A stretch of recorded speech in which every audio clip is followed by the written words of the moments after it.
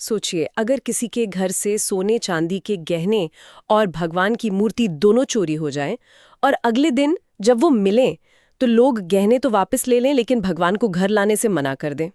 अजीब लग रहा है ना? अजीब तो है। और आज की हमारी इस चर्चा में हम जिस स्रोत की गहराई में जा रहे हैं वो एक बहुत ही पुरानी लोक कथा है और उसमें बिल्कुल ऐसा ही हुआ था। बिल्कुल। हमारे पास जो नोट्स हैं वो इमली के पेड़ वाली माता की एक बेहद पुरानी कहानी पर आधारित है। और हमारा मकसद आज सिर्फ इस लोक कथा को सुनाना नहीं है, जी। बल्कि ये समझना है कि कैसे रात के अंधेरे में हुई एक मामूली सी चोरी ने एक पूरे गांव का इतिहास और सोचने का नजरिया ही पलट कर रख दिया। सही कहा आपने।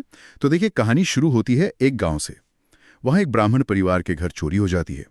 चोर कीमती सामान के साथ साथ ना पूजा घर से देवी की मूर्ति भी चुरा लेते हैं। अच्छा। हाँ, लेकिन भागते समय डर के मारे वो सारा सामान दलितों की बस्ती के पास एक पुराने इमली के पेड़ के नीचे छोड़कर भाग जाते हैं। अरे बाप रे। अब असली सस्पेंस तो अगली सुबह आता है।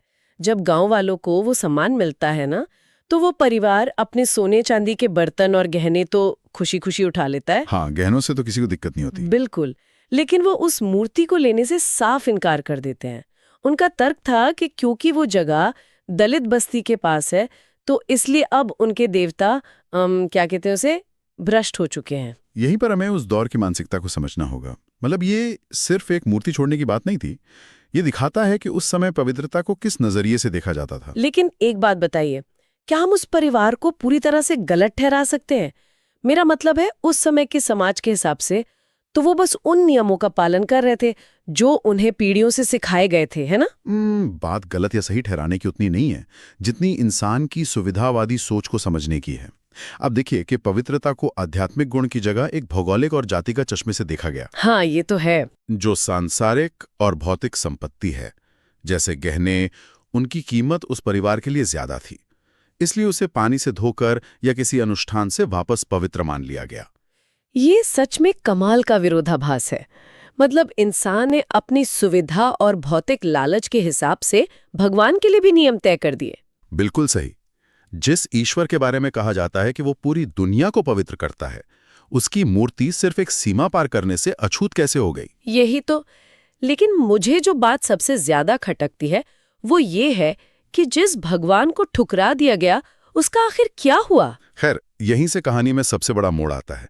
जब उच्च वर्ग ने उस मूर्ति को ठुकरा दिया तो उसी बस्ती के दलित लोग आगे आए। अच्छा, उन्होंने मूर्ति को अपना लिया? जी हाँ, उन्होंने उस देवी को पूरे सम्मान के साथ अपना लिया। उसी इमली के पेड़ के नीचे फिर से दीप जलने लगे और समय के साथ वो छोटी सी जगह माँ तुलजा भवानी के एक विशाल मंदिर में बदल गई। अरे वाह। हाँ, और आज वहां हर वर्ग के लोग आते हैं। क्या बात है। तो क्या हम ये कह सकते हैं कि अनजाने में ही सही, लेकिन उन चोरों ने इस गांव में आस्था को एक तरह से ओपन सोर्स कर दिया? मेरा मतलब है, आस्था के लोकतंत्रीकरण का रास्ता खोल दिया जो पहले चंद लोगों तक सीमित था।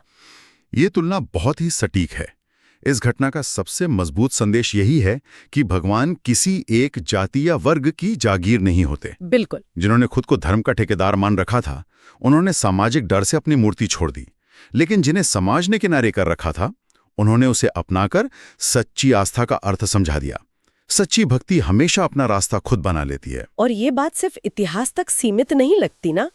आज भी हम देखते हैं कि कैसे लोग समाज के डर या अपना स्टेटस बनाए रखने के लिए अपने विश्वासों से समझौता कर लेते हैं। एकदम सही कहा आपने। यही कारण है कि ये लोक कथा आज भी इतनी प्रासंगिक है। यह हमें सोचने पर मजबूर करती है कि हम धर्म और आस्था को किन पैमानों पर तौलते हैं। तो आज के इस गहन अध्ययन को एक ऐसे सवाल पे छोड़ते हैं जो इस कहानी से कहीं आगे की बात करता है। जी बिल्कुल। उस विरोधाभास को याद कीजिए जहां बर्तन पवित्र रहे लेकिन भगवान की मूर्ति भ्रष्ट हो गई। अगर कोई मूर्ति केवल अपना स्थान बदलने मात्र से अपनी पवित्रता खो सकती है, तो क्या वास्तव में शक्ति उस पत्थर की मूर्ति में थी, या फिर इंसानों द्वारा बनाई गई उन मानसिक सीमाओं में जो आज भी हमें एक दूसरे से बांटती है?